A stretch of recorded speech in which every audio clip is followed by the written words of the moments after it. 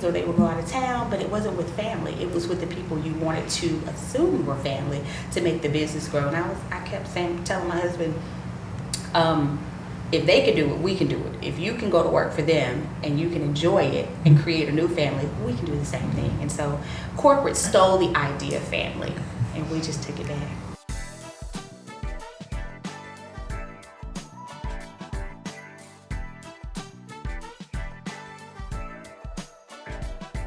That was the voice of Regina Richmond, entrepreneur and co-founder of several businesses headlined by Skillet Junction. Regina and her husband Jacob bring family into entrepreneurship in an inspiring way. Their ventures have morphed and changed over the years to bring them to today, and there's a bright future ahead for Richmond Holdings. Welcome to 40 by 45, the West Tennessee Business Podcast, sponsored by Tennessee Industrial Printing. Regina, welcome to the show. We're sitting here in the historic Neely House, home of Skillet Junction. And one of many ventures that has got you to this point. So let's go back to start with, where did the entrepreneurial journey start? Well, for me, it started very early. I remember my great-grandmother having a candy store, and I saw her do magic in the neighborhood and bring all the kids together. And it was just, for me, it felt like she only had one job. I know she had another. But candy store, being the candy lady in the neighborhood, it kind of intrigued me. And so I literally opened my own candy store. I had this niche for turning things over and making money and learning to hustle a little bit. And so that sparked entrepreneurship for me. But and that's a beautiful start, because local neighborhood candy stores don't exist anymore, they really, don't. Which is sad, because I remember riding into. I grew up in the country, riding into town to go to get some candy. It was a lot of stuff, but you're originally not from here, right? Right, and that's why candy stores were big. I'm from Chicago, South Side, and it was amazing growing up. Watching those things happen and watching people create things in desolate places and seem as if you had to come up with your own. And so watching my great-grandmother, watching my mom do things like that. And so it was interesting. And then the other half of the Richmonds is from Atlanta, Jacob, Yes. right? And how did you guys meet? My husband and I met at junior college in Mississippi. So my dad is from Mississippi, and okay, so that's the thing. connection. Yeah, Okay. So my dad's from Mississippi. My mom's from Chicago. We lived in Chicago, and so when it was time for me to go to college, I ended up at Kahoma Community College in Mississippi, and that's where I met my husband. Yeah. He was my friend at first, though. As all good stories Yes. start. And then how did you get to Jackson? Jackson. I decided that I was going to college to be a teacher, and I wanted to be an elementary teacher. However, it was in the back of my mind, I wanted to be a wife. And so I was on the football team. Well, not on it. I was a part of it. And so I met Jacob there, and I decided wherever he goes, I'm going to go. And he got a scholarship to Lane College, and I decided to follow. Okay, so a series of events, you end up in Jackson. Yes. And now the restaurant's life came in because I think you told me that Jacob was a manager at Chili's. He was. He was with Chili's maybe for about 12, 13 years. He started out, as everybody do, on the bottom. He was at the expo and did all that, and he ended up being one of their managers. And he stayed in corporate for a while, even after he left Chili's. He went to CVS, and he was in corporate, where he was a general manager for CVS. And it was just one of those things where you climb the ladder, you do what you do. He enjoyed food. That was always our pastime. We cook together, we create together. And so food has always been a part of what we do, although corporate was, I guess, the road we took. Yeah, but at some point, that kind of the desires shifted away from being the corporate life. A lot of times, corporate doesn't necessarily translate to small business. Why has that been different for you guys? Well, at first, it doesn't translate to family. That was our thing. Corporate didn't fit well with two young people coming together and having children and creating this life where we wanted them to value family. And so for us, corporate just wasn't the road we needed. And so we decided to venture out. At that point, we had nothing to lose. Yeah. We were in an apartment. just moved from an apartment to a house, but we really didn't have much to lose. So it was easy to say, hey, let's try something different. And we opened a food truck. But before the food truck, there was a culinary school? Before the food truck, and nobody talks about that. Maybe I don't talk about that enough. That's probably, yeah. Yes. So a culinary school is kind of an oddball there. Mm-hmm. So tell me about the why, and I don't know if anybody else has done that here. Mm-hmm. I hadn't seen it yet. And it may happen again. I want to do it again. But the culinary school was because I tried to do things at the time. I was trying to do things where it actually fit into our family. And so our children were smaller. They were in elementary school. All the kids around them needed something to do in the summertime. And so even thinking back to when I was in Chicago, my mom created things for us to do in the summer and for the neighborhood kids. So it was all fitting together for that reason. And so what we did was open a culinary school off the 45 bypass. We called it Culinary Arts for the Young in Hearts. Okay. And it was a beautiful program. We taught kids to cook from ages 5 to 16. They literally cook real food from scratch, and it was amazing. I meet some of the students even today, like we'll some of them that were there at the time, they're still amazed by it. Like, they still tell me, we cooked, you helped us, you showed us. So because I feel like cooking at home is a dying art. It is. And not to mention, people just don't have time to do it. So, Yeah. I mean, you, and especially teach your kids how to cook. Oh, yeah. They don't. You don't want to clean up afterwards, and it's not fun. So. Oh, it's a stressful experience to cook with my children. So, like, it's So like... you would send them to me. Yeah, that's... Well, and so start with the culinary school. We'll dig into some more of these, but can you give me, like, the 50,000-foot view of some of the businesses? Of what we've done? Yeah. Okay. So, of course, we did the Culinary Arts for the Young at Hearts. And then our children opened a snow cone, their own snow cone trailer. They wanted to venture off and do their own thing. So they did that, and that was 3 cool kids. Okay. We, of course, it was Saucy Jake's. I'm trying to stay in order. Saucy Jake's. As the food truck. And then we did Sips and Conversations. It was a coffee shop. Oh, I didn't know about that one. Yes, okay. We did that for almost 2 years, and that was inside of Madison Place, so we did that. Oh, okay. A lot of our businesses start because of our love for what we do. And so my husband is a coffee drinker. Okay. He loves coffee. And so we decided that we were going to do some things where we just, I don't know, we picked up what we love, and we put it out there. Hopefully other people did too. So Sips and Conversations. Sips and Conversations, and then we ended up doing the brick and mortar with Saucy Jake. So we ended up closing the truck for a while, and then we did the brick and mortar. From there, we did Peppermint Addie. Peppermint Addie. Yeah, I can't leave her out. And then from Peppermint Addie, Skillet Junction. And so it's been just a string of entrepreneurships and new businesses, which led us to this big thing where I believe God wants us to be. When it comes to keeping your home comfortable and safe, trust the team that's been serving West Tennessee since 1999, Tim Ferguson Plumbing, Air, and Electric. With locations in Jackson and Memphis, Tim Ferguson offers complete home solutions for heating and cooling, indoor air quality, plumbing, whole home generators, and electrical. Their highly trained technicians are ready for any project, big or small. When you work with Tim Ferguson, you will always get honest, upfront pricing and financing options to fit your budget. From the team at Tim Ferguson, we are here when you need us. Keep your home running right with Tim Ferguson Plumbing, Air, and Electric. Visit timfergusonplumbing.com to schedule your service today. You might not know that I started my educational journey at a community college right after high school, which allowed me to have some time to make decisions for my future and save a lot of money on gen ed classes. Jackson State Community College provides that opportunity and many others for students in West Tennessee. Visit jscc.edu to see all their educational and career building opportunities.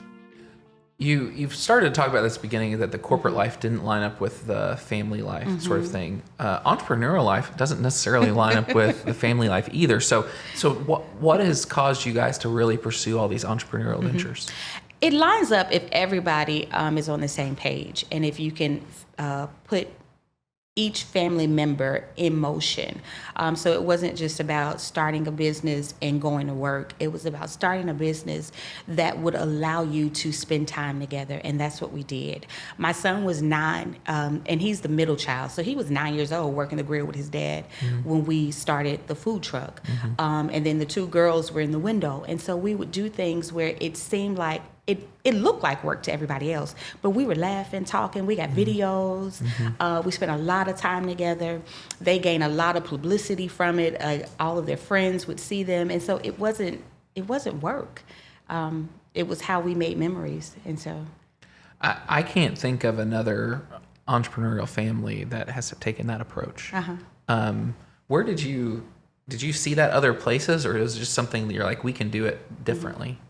I actually saw it in the corporate world with my husband. I saw how they would, how Chili's or CVS would compile everybody together, make them think that they were family. And so the concept in the corporate world was take the family and bring them here into this building, and let's make them feel like family. And I kept thinking like, oh, well, y'all doing all these great things together. They would have meetings or they would go out of town, but it wasn't with family. It was with the people you wanted to assume were family to make the business grow. And I kept telling my husband, if they can do it, we can do it. If you can go to work for them and you can enjoy it and create a new family, we can do the same thing. And so corporate stole the idea of family, and we just took it back. I want to play a clip about the family stuff from your friend Brian James. Okay. It's the maturity, the respect, the self-awareness, the intellect that they possess to be able to work in customer service, because I think as consumers, we only see business owners, especially restaurant owners, is like, you need to get my food right. It needs to come out hot and ready, and it needs to taste good. But seeing the behind the scenes of like their children from young being able to grow with them through these business models has been amazing. And I think they just wanted to do it together. And that gave me all the fuel to like, how do we help make these people's dreams come true? And I think all the attempts that they had at business models before having a successful restaurant of Saucy Jake's, which really was the groundwork, really made it like awesome to see them really pivot and say, we can do these other things because we do it well and we do it with love. And I think it's about just, it was about them figuring out how to take the route and who would be willing to take the risk. Brian there's talking about how great your children are and how they've been involved. So from a business perspective, talk to me about having your children involved in the business and then really letting them start their own businesses, right? I think a lot of people see them from that perspective where they say, okay, they're very involved, and they are. They really are. However, they're 3 independent people, and with their own ideas and things like that. But I think that they respect us so much that they understood that what we decided to do and the route that we took, it was for them. They understood it. I don't know, my kids are amazing, and I hate to say that. I don't want to feel like, everybody thinks their kids are amazing, but they are. I never got pushback. I never had where they didn't want to do it, or they, it just seemed like it fit. Yeah. All of it. Very motivated. Yeah, very. They were just excited as we were when we told them about it. Everything that we do, we always talk to them about it, even at home. And most people don't understand that in order to have a business, you got to first run your first business, which is family, correctly. And so God gave you that business first. And so they've watched us do things with integrity.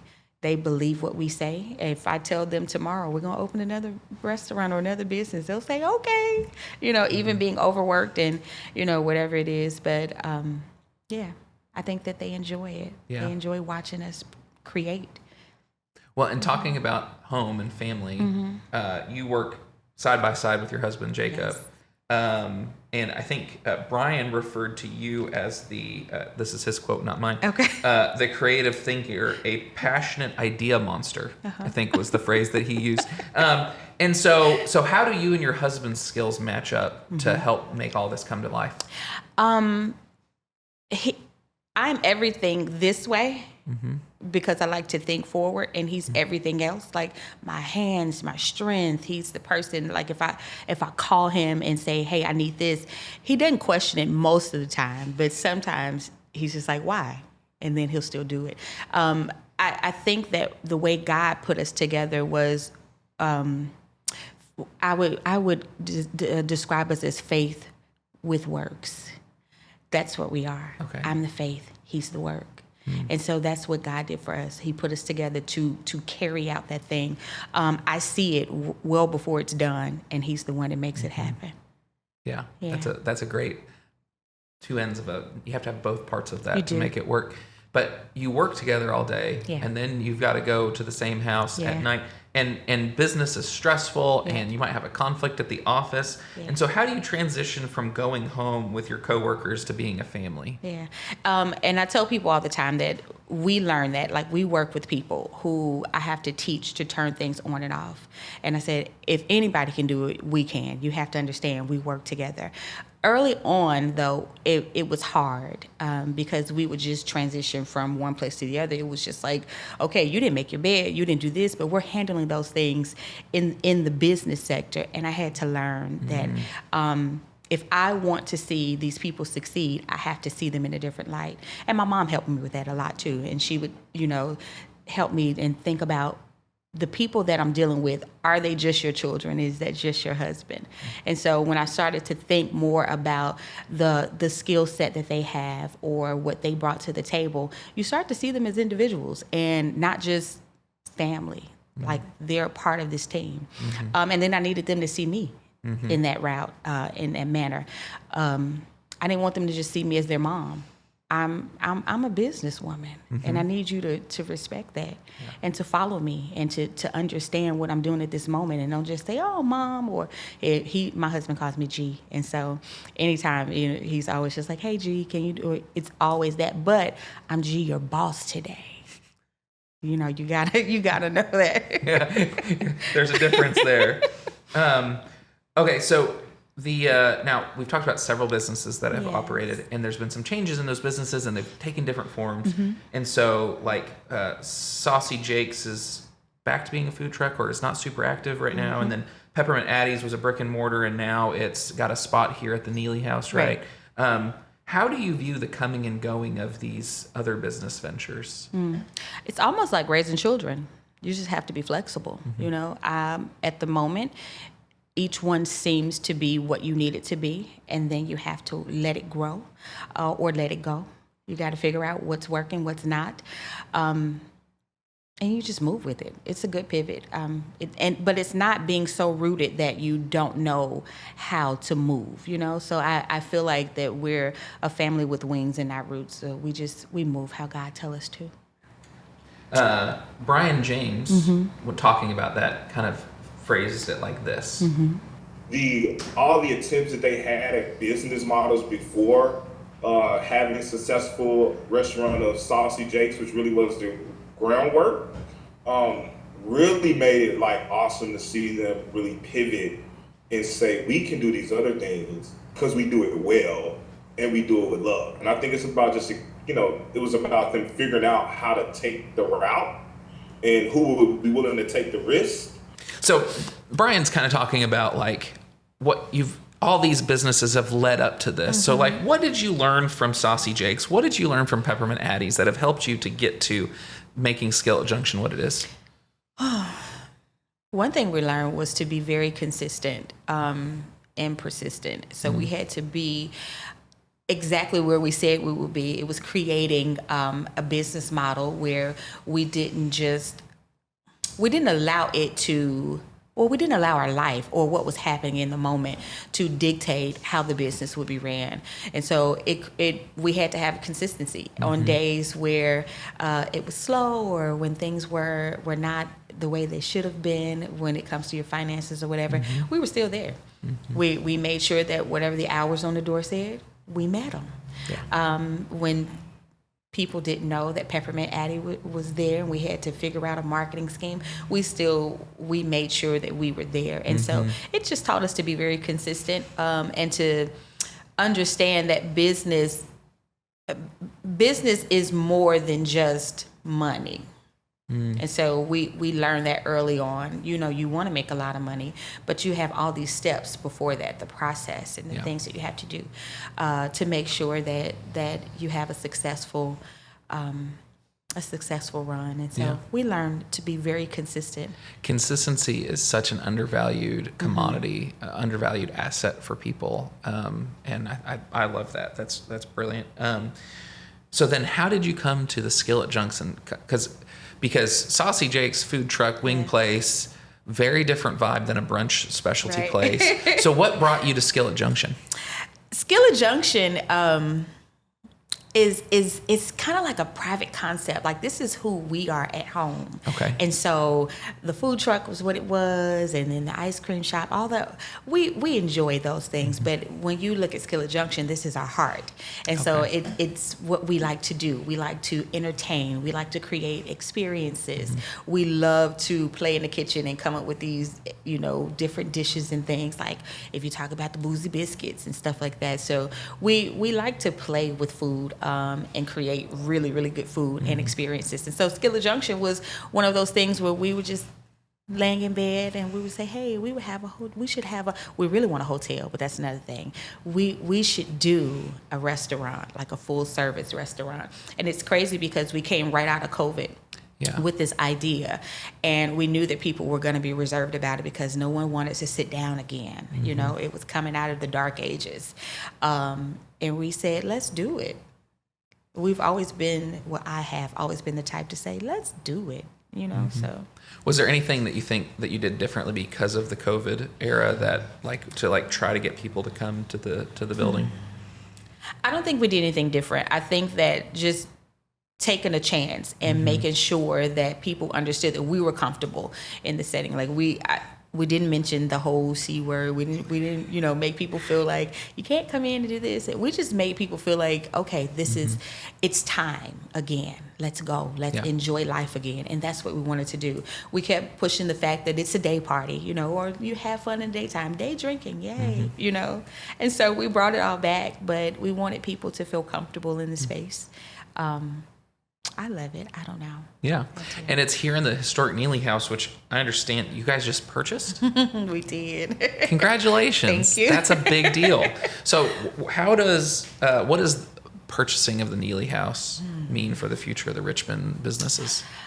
It's sustainability for sure. When you go into business, the first thing you want to do is make sure you grab a hold of that overhead and you control it as much as you can. It gives you a stance where you don't have to wonder what's going to happen the next 5 years down the road. Where do you go? What do you do? It makes your presence known and big when you own the overhead or on the building or wherever you are. Yeah. Most people who go into business, the first 3 to 5 years, they're probably thinking about where's my next location.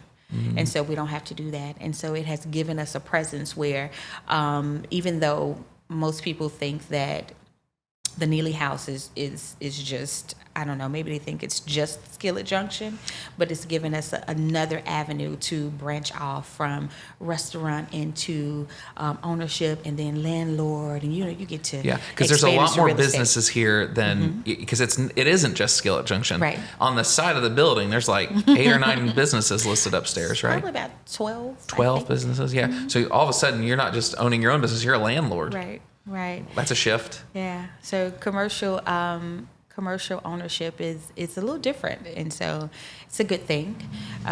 What we do is we want people to see how business is truly ran. Like we talked about the integrity of things and consistency, but being in this place at this time right now, with sharing the building with other business owners, it kind of gives everybody this, energy or fuel to keep going together. So it helps. And I bet they love the fact that the owner is like in the building every day.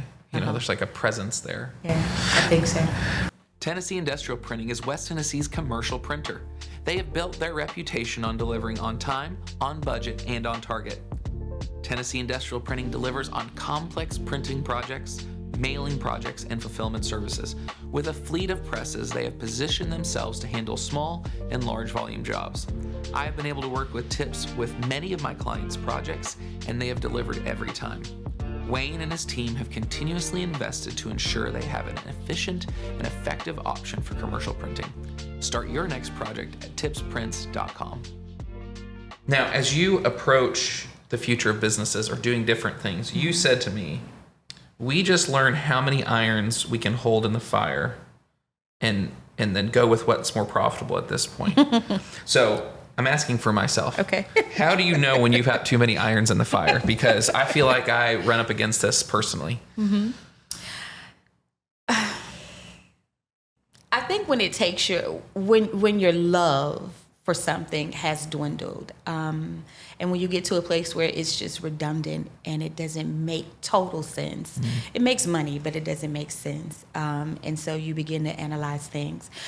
For me, I think about everything, and I think about how things work. I'm the person who thinks about where the chairs are and how functional it is, and so functionality for me makes a lot of sense. And so when we talk about different businesses and starting different ventures, you want to make sure first that there's a need. And when you see that the need isn't there anymore, then it's kind of easy to make a decision. Most people hold on to things well over their time. They really should let go or pivot or start something else or jump to the next thing, but they don't. But for us, it's easy because I'm very functional. Well, and a lot of times there's so many things in life that are almost like muscles that you build and practice. And you, more than probably any entrepreneur that we've talked to for the show, seem to be more willing to pivot or end things than anybody we've talked to. I'm good at that. No, I'm playing. No, I don't know. I told you that I'm more so of a wings than roots person. I like to go high. I do. I enjoy going higher. I enjoy going from one place to the other. And it doesn't mean that I'm a runner. I'm not that at all. Yeah, there's a difference. Yeah. But I enjoy success. And for whatever period of time it is, if God give me 10 years or 2 hours, I enjoy success. And I just feel like that being free to do that has given me the ability to say, hey, let's start something new, So. Absolutely. What's your favorite thing on the menu at Skillet Junction? My favorite thing on the menu would probably be shrimp and grits. That's one of my favorites.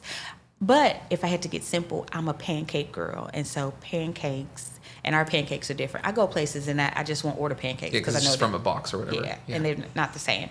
And I like to eat my pancakes, like I like to dip it with the syrup. And so we really don't need syrup for our pancakes. Okay. All right. Very good. Now, so speaking of one of the other entities, Saucy Jake's, the sauces, you've gone to the journey of like making those available for purchase. Yes. At a local store. I think you said it's at Ace Hardware. Ace Hardware. A lot of entrepreneurs never get to the point where they're like dealing with a co-packer and co-packers sometimes have a reputation for like mixed quality and things like that. So if you were to tell another entrepreneur that might be listening to the show about dealing with a co-packer or what they should be thinking about, what are some things that you'd want to tell them about?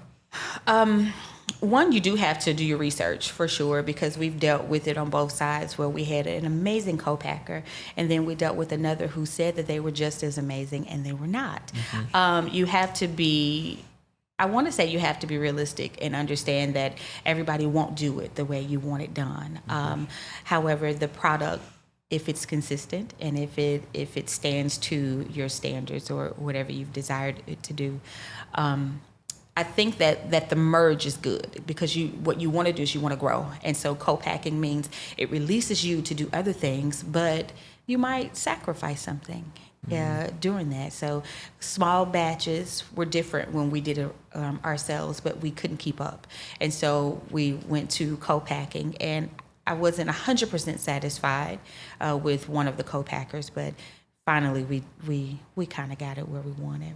Yeah, but it's a lot of research. It's going to be trial and error, a little bit of money lost here and there, and it's life.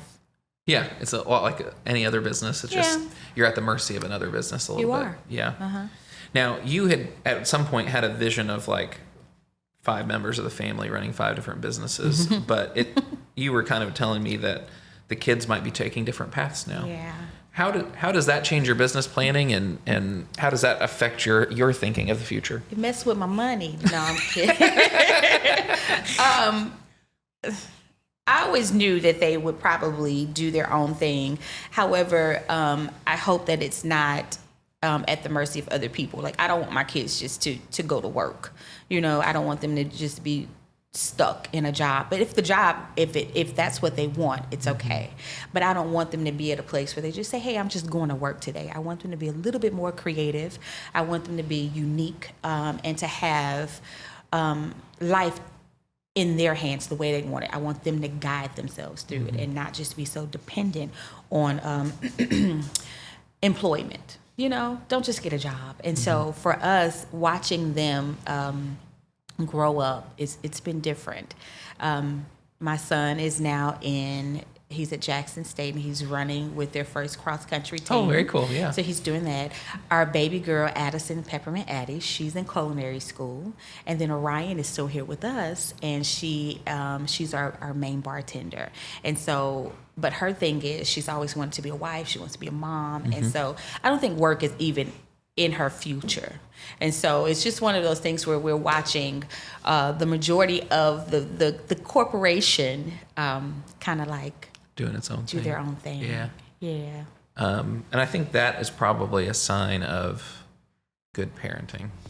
Haven Insurance Partners is a locally owned independent insurance agency. Haven takes your risks, whether personal, commercial, health, or life, and approaches many different insurance companies on your behalf. This allows them to find different coverages and price points for you. At Haven, they believe you deserve options, and they want to help you explore those. Visit haveninsurance.com to find better coverage today. ATA is a leading advisory, tax, and accounting firm. From tax planning and client accounting services to advisory and assurance, ATA has got you covered with locations throughout West Tennessee and the Southeast. They have an expert nearby to support you. Let's amplify your business together. Contact the ATA team today at ata.net. Thank you. I'll take that. Yeah. Let's do a little lightning round here. What's a business book that you would recommend to people? So I would recommend Unreasonable Hospitality. Yeah. Yeah, it's a great, honestly, the book itself, it opens you up to understanding hospitality and customer service at a whole nother level. Just being able to give an experience and not just a service. So it's beautiful. Yeah, that's an awesome book. I'll tell you another one. Okay. What Would Rockefeller Do? I have not read that one. Oh, it's good. Okay, I'll add that to my list. When are you having the most fun in business? Probably on a Monday. I get to think. We're not open on Mondays, and I get to think and change things around, and I get to reevaluate what happened. And it's not just that I want things to be perfect, but I want a better experience for the next week and for the next customer. We've noticed that even in this small town, we hadn't serviced everybody. Like, everybody hadn't been here yet, and it's a good thing that we still get people who say, "This is my first time," and I'm like, "This is Jackson. This is my first time here," and it's amazing. Not only are they from Jackson, but they're coming from Memphis and Nashville. They're coming from all over just to witness it, and I want to make it enjoyable and memorable. And so my favorite time is during the downtime, when I'm able to come up with a new idea, or not a concept, but a new idea of making it better for the next experience. Absolutely. I love that. If you had to start over again tomorrow, no businesses, you had to start over, would you do restaurants again, or would you do something else? Restaurants for sure. Yeah. If you had to start one tomorrow, what would you start tomorrow? Tomorrow? No, you can keep that secret. We'll let you hold on to that for later. So looking at the future of Richmond Holdings, which I think is the new company name, right? What does the future hold? What are you looking forward to in the future? I like Monopoly. Okay. I love Monopoly. My husband loves Monopoly. And so Richmond Holdings was one of them things where we decided, let's venture into real estate, but let's become really good landlords. Let's erase this stigma of people just buying up property and, taking people's money. I want to create something that's probably already here. We just hadn't had a chance to, interact with it. But I want to be... I want to be in a place where I'm able to give somebody the opportunity that I was given, to believe in a business who may just be down or just starting on ground zero, and they need that opportunity and a space to do it with someone behind them who says, hey, I see something in you. And so Richmond Holdings for me is it's a platform for other people to build on. That's awesome. That's awesome. What do you hope your legacy is going to be? I hope that when people mention me, that there are so many other people tied to it. I hope that people are, that when you say the Richmonds in Jackson, or when you mention the restaurants or whatever happened, that so many people say, that's why we did it. That's why. Or do y'all remember?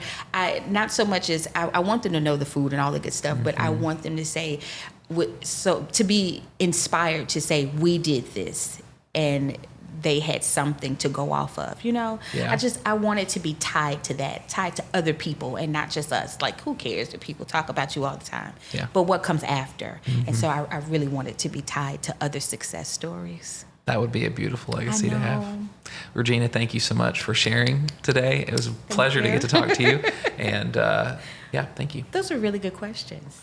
Thank you for listening to 40 by 45, the West Tennessee Business Podcast. The best way to support the show is to tell others about it. The more downloads we get, the more likely we are to continue telling these stories. This series is produced by Adelsberger Marketing, recorded and edited by Jacob Beals, branding by Katie Howerton, motion graphics by Ricky Santos, and produced and hosted by me, Kevin Adelsberger. Special thanks to Eric Archer, who helped create Season 1 and set us on this course. If you're interested in creating a podcast for your business, connect with us at adelsbergermarketing.com. Thank you for listening.